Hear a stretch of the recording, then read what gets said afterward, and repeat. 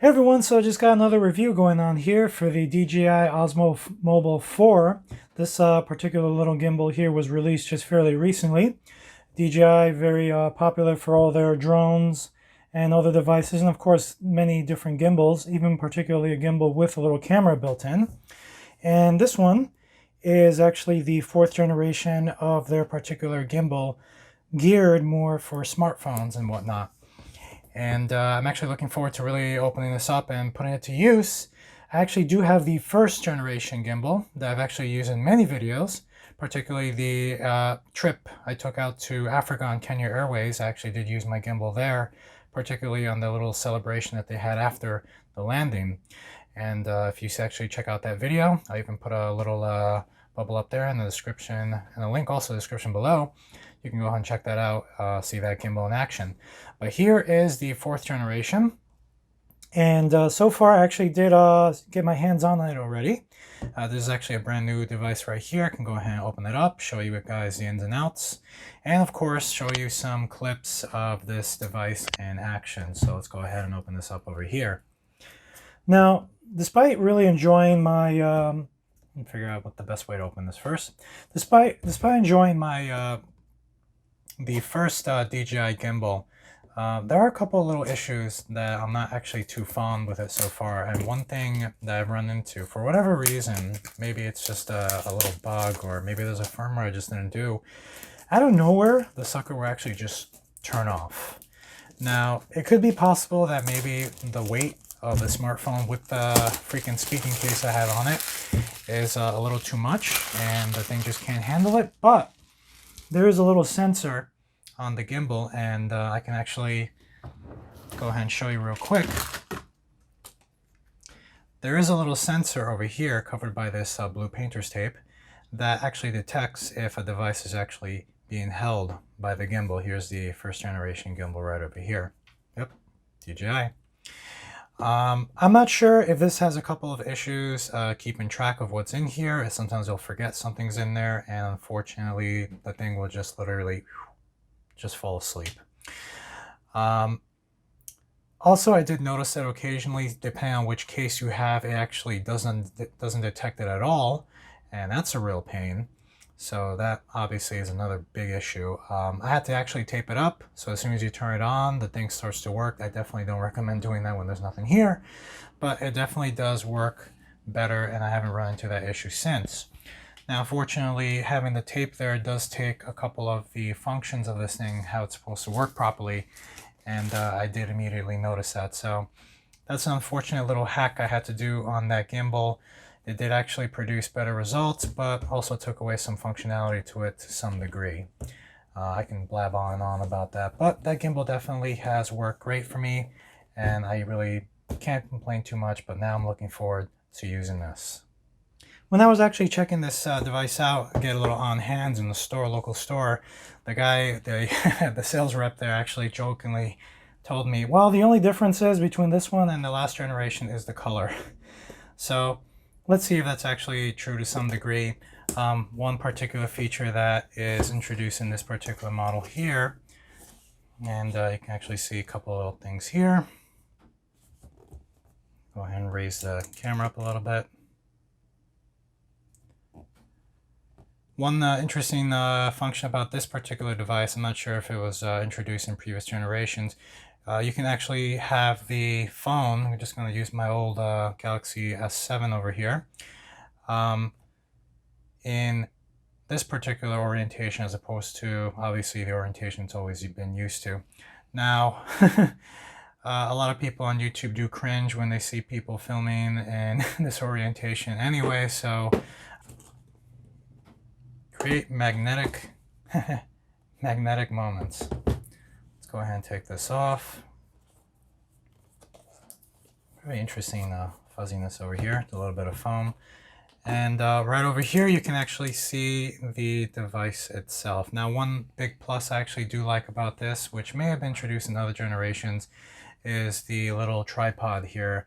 I did actually panic for a moment thinking that this tripod's not removable, but it actually is. You can actually see the little screw there. So Definitely don't need to actually have this on if you don't plan to use it. So obviously it'll just make this thing a little bulkier and a little more pain to actually carry, let's say, in a backpack, which I've actually been doing a lot with my gimbal. And here's the device. Just like previous generations, this is actually foldable, so it's a little more mobile and easier to carry. Take a look here. There's your record button or to take pictures. The control over here for ups and downs, little flight joystick as I like to call it. Power button over here. I believe the function also works that if you tap on this twice, it does change the orientation. If you tap on it 3 times, it does another function. Obviously, if you hold it, it'll just turn off or even possibly go to sleep. Holy shoot. Well, I can definitely tell you this magnet here on this particular device actually feels much stronger. There we go. But you have to be really careful. You could really stub your fingers on this thing. Very powerful. And what else is in here? Probably just a charger cable. Pretty much it. Candy. No, I'm just joking. Don't eat that stuff. It's bad for you. So let's go ahead and extend this thing and see what else it can do. So unfortunately, as I was having a previous issue with this particular speaking case on my older S7, not that I did video filming with it though, but for whatever reason, it's actually a little difficult to get this thing inside the case. You can actually see the thickness that's added because of it. So I went ahead and just plugged in this old S6 phone, which actually seems to fit fairly nicely. Just try to zoom in there. They did also include this little riser tab here for smaller phones. Supposedly that's what it says. Let's see if I can zoom in on this little thing here. Yep, you can see that there. I did already actually put Galaxy S10, and it actually fits in pretty nicely on the floor model that I tested out. Otherwise, I probably wouldn't have purchased this device. So let's go ahead and plug this thing in. Well, actually,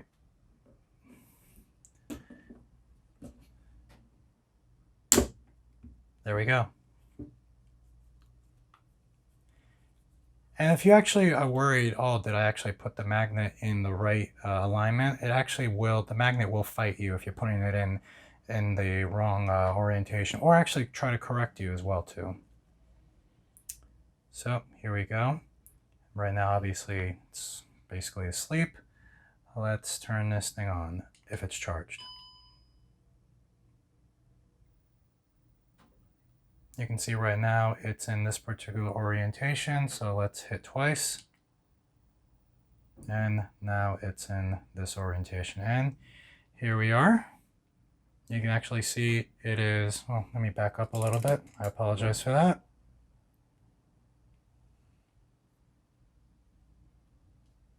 And you actually see it's basically doing its job.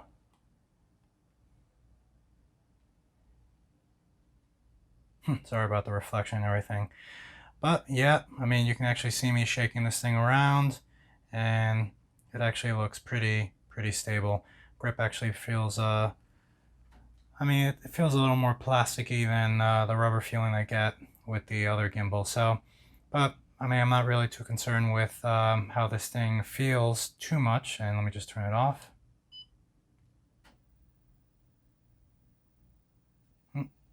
And now it's off.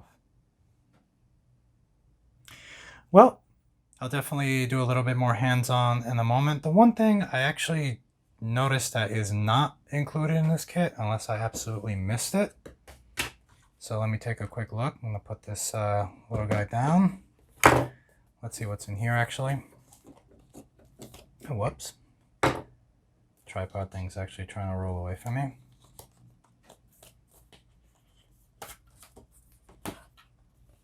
Couple of other little options here. Looks like a little carrying case over here, and an alignment guide as well too. Pretty interesting.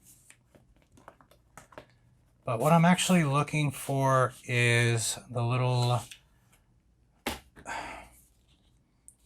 like a wrist strap, like a little, if I can actually find my other gimbal. Basically this right here.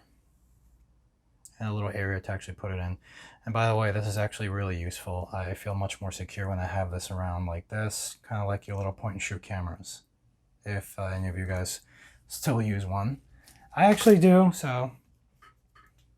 Now I do see the little entry here, so either they included one or they didn't. But if not, I will be moving my other little strap as well there too.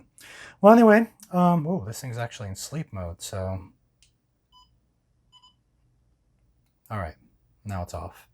You can actually put this in sleep mode if you actually hit it once. Basically, the device is still on, but just temporarily, technically off. And it is a little easier to, well, I mean, I really haven't really noticed too much of a difference I have between sleep and off. But why don't we go ahead and get some footage of this thing in use and put as many minutes of it as I possibly can. Enjoy!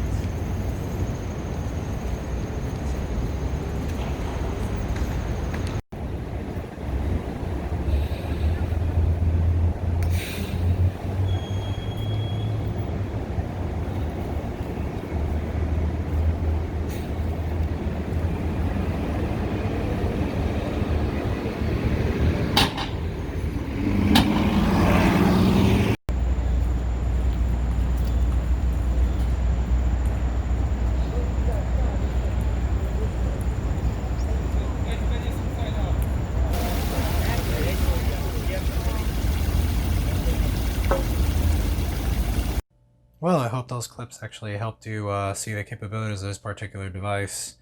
And I have to immediately tell you, and some of you may have noticed early in the first few clips, it was actually taking me a moment to really get used to this gimbal. If you're actually moving on from a previous generation gimbal from DJI, it will definitely take you a while to figure it out. But after a while, I really began to actually build into it, kind of like an RPG level. My skill with it was actually starting to level up quite a bit.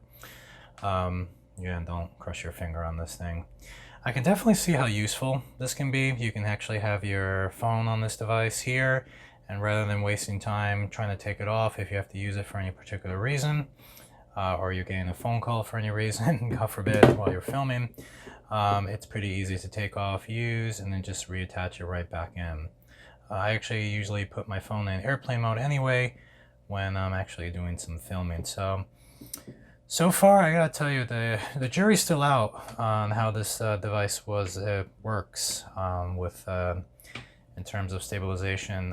So I was actually reviewing some of the videos, and I did notice that, well, I mean, the up and down thing basically just goes with you walking. That's normal, even though that is reduced to some degree. But from looking at the corners, I actually do see some little bit of, kind of like shakiness, like I'm about to do with this camera right here, to some degree. And again, I wasn't running. I did actually do a couple of clips there where I'm walking normal speed, walking fast, walking sideways, and walking slow as well too. And it definitely has its particular little variations of you know, what little shakiness I notice. One thing I do notice is doing stagnant shots, if I'm actually staying still, this device actually works pretty well, even though I did notice probably not as well as my previous gimbal. So again, probably just have to, it's probably the first time I really actually used it, so I'm going to give it a little bit more of a chance and see how it goes, and definitely do a little follow-up video on that particular thing. Since I have the camera aimed at this is actually a zoom function. So if you do download the app to use this device with, this is actually your zoom. Here's your record button, obviously, to start recording, or if you're on picture mode on your phone, it's basically your shutter button. Now, being the privacy freak that I actually am, I actually did download the app, but I didn't actually register to use it. Yes, as goofy as it sounds, you actually do have to register to use the particular app. Well, I mean, not really to use the app, I actually use all the features and whatnot. I do know there's a couple of good options that they do have in there, such as if you have this thing on tripod, it will probably keep an eye on you and follow you wherever you're walking, so to speak, I believe. But I decided just to opt out of that and just use it with my default camera option anyway. I actually got used to doing that because the previous generation app didn't really do 4K recording too well, so I just used a regular camera. And I was really happy that the record button and everything actually does work correctly with that as well too. So far, definitely we'll do a couple more videos using this. And if you want to see how, whoops, this is actually supposed to go in there. You'll see how pretty easy and mobile this device can actually be once it's actually locked in like this, as opposed to carrying it completely opened up and ready to go. It was a little bulky when I was carrying it with my other gimbal and having to put it in my backpack constantly in and out, and now this actually is so much easier. Probably even fit in my back pocket though, with the trigger looking thing, probably not a good idea. Oh, and it did come with a little wrist strap here, as I noticed, and attach my little screen cleaning thing there. Also did want to just mention that this particular thing here is basically an adhesive with a magnet that you can actually use on a smartphone. As I mentioned earlier, my S7 was just a little too thick for this thing. If I were to actually attach this little piece here, take the adhesive off, and attach it here, basically now the phone's completely independent of that little holster device, and I can actually just attach it directly with magnets to the gimbal itself. So pretty useful. I can decide whether or not to take the case off, but just bear in mind this is an adhesive, so it'll probably be a bit of a pain to take off, and you may or may not be able to use it again. I don't know. I'm actually not planning to use this particular device here. Oh, pretty interesting. But They probably put that there so you can actually take it off easier. So maybe this is actually fairly reusable to some degree, which is pretty awesome. Just to go through a little bit more of what was in the package. This thing's actually fallen out a lot of times. Oh, there you go. Just this particular sheet here is to actually be able to put your smartphone on this little grid lines over here. In this case, back here, and then kind of attach the device basically dead on center to your device. So it's basically like a little alignment card, which is pretty interesting. There's little instructions as well too. And some other stuff is probably some little paperwork here, but if you're really interested, here is the actual startup guide, quick startup guide. But it's actually thick because it's actually in other languages. Bunch of languages actually there. One little piece of hardware I actually didn't really use or demonstrate too much in the video is the actual tripod stand over here. Kind of almost looks like a little satellite once you open it up. And this actually basically screws down here. I'll go ahead and do that. Try not to get this in the way. And basically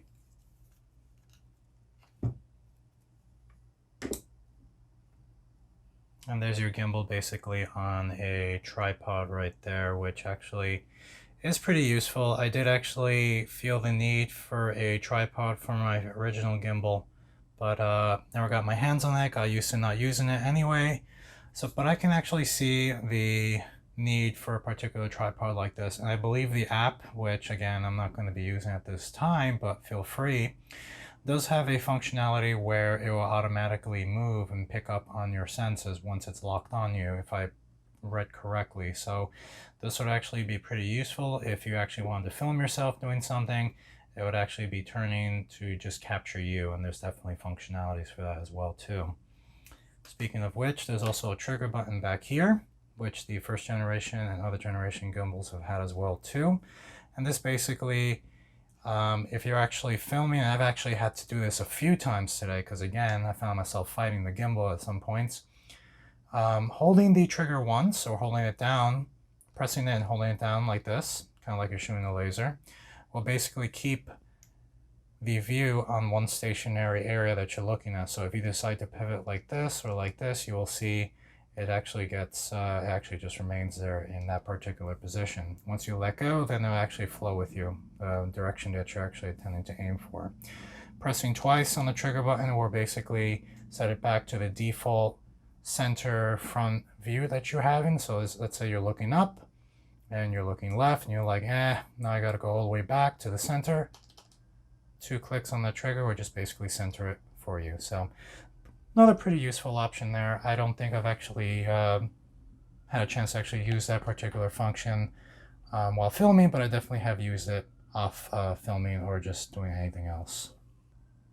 And just one little note over here with the little holder over here, once this thing focuses in, you'll see that little symbol. Sorry, looks like it don't focus. This little symbol over here basically is telling you the side where the camera is actually going to be facing. So obviously I got the smartphone here. My camera lens would actually be on this side. So just something to keep in mind in case you're wondering, oh shoot, which direction do I point this thing in? Sorry if this thing's not focusing correctly. So obviously since this isn't this direction, the phone will go basically like this. And this thing is pretty easy to put on. To some extent, I actually was finding myself fighting it at first. I realized the best thing to do is just basically put one end and then just pull to get the other end to go on, which is probably the easiest way and also the best way to not scratch the case. I think I may have scratched this particular case, but this case is already looking beat up. And that's not the scratch, by the way. So very awesome. And of course there's this little thing here, this little dot here telling you where to match up with the gimbal itself. Well, that's pretty much it. I actually was asked once or twice while taking public transportation what this device was. And one person even asked me, hey, where'd you get that? And I just mentioned a quick retail store that I actually did test it out and also pick up the device as well too. But I'm pretty sure it's also available on online retailers and whatnot, camera stores and other places that you may pick up some pretty popular electronics firm. I believe DJI actually has some stores. I know they have one in New York City where they display their drones, and definitely probably have this in stock as well too. So I'm not sure if there's one store in your area, but definitely check it out. And if you do, you can actually have a good hands-on experience with the device. And if you can't, I really hope this video was helpful. Definitely shoot a like and subscribe. I'll definitely be posting some more reviews on computer hardware and other stuff. I definitely do have a good project in mind for my main PC and a real major upgrade that will hopefully be happening in the next few weeks. So let me know what you think of this device. If you have one, let me know how you feel. And also let me know if you have other brand gimbals that you'd like to recommend, and I definitely can get my hands on, take a look sometime. Thanks again for watching, guys, and stay safe. Take care.